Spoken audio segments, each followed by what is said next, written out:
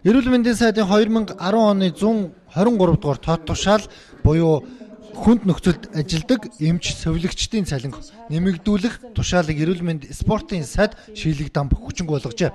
Энэ нь эмгэх судлаач, лаборант, туслах ажилтан, хүүхэд няран эмч, совилогч, сүрээгийн эмч, яралтай тусламжийн эмч совилогч, эрчим тэмчилгээний эмч совилогч, их барих эмэгтэйчүүдийн эмч, их баригч нарын авдаг цалин 10-аас 20%-аар бууруулж байгаамаа.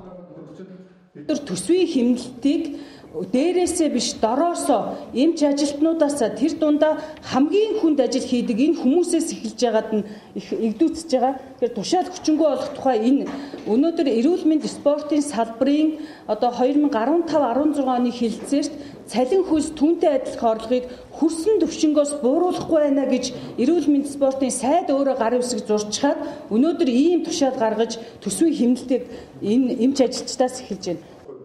Эдгээр эмчнэр 400-аас 600 мянган төгрөгийн цалин авдаг гинэ. Авдаг цалингаас нь 50-аас 100 мянган төгрөг хасагдах болсонд эмчнэр бухимдалтай байгаа. Хэрв энэ тушаал шийдвэрээ өөрчлөхгүй бол тэмцлээ үргэлжлүүлж ажил хаялт хүртэл зарлахаа мэдгдлээ. Энэ халдвартай хүнд нөхцөлд ажиллахад манай ажилчид өөрсдөө эрүүл мэндээр хохирж байгаа. Манай хориод ажилчид Улаанбаатар өвчнөр өөрсдөө өвдөж байгаа.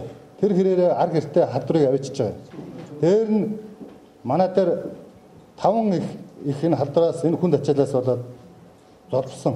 Энэ бол маш настай асуудал. Энэ хүмүүсийн эрүүл мэндийн авралыг хэн ч төлөөгүй. Хэн ч энийг нэхэмжлээгүй. Бид нар хуу ардынхаа эрүүл мэндийн төлөө өргөсөн тангарахтаа үнэхээр зүтгэж бүх хүс нөөц болцоогоо шахун ажилласан. Дундад цалин бол ер нь нэг 10-аас 20% буурж байна. 50-аас 100 мянган төгрөгөөр.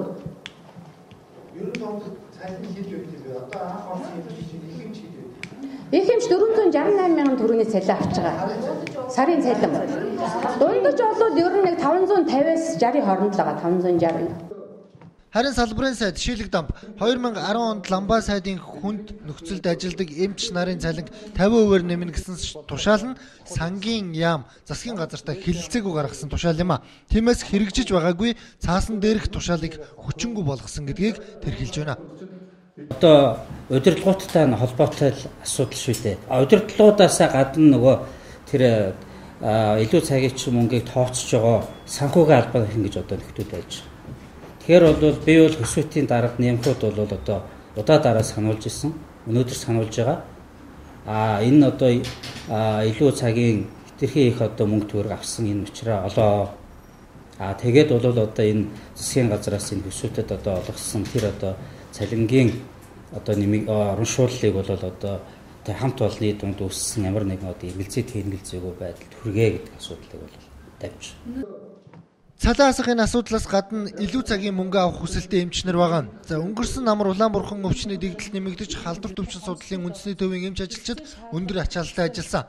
Салбарын яамнаас 100 сая төгрөг төсөвлөж өгсөн ч халдвар төвчин судлалын үндэсний төвийн дэд дарга хүний нөөцийн албаны дарга нарын 3 хүнд 9.9 сая төгрөгийн илүү цагийн мөнгө бодож өгсөн. Гэхдээ өвчтнүүдийн амь насыг хамгаалж нойр хоолой хасан байж эмчилсэн эмч нарт илүү цагийн мөнгө өгөөгүй асуудлыг шийдвэрлэхийг хүслээ.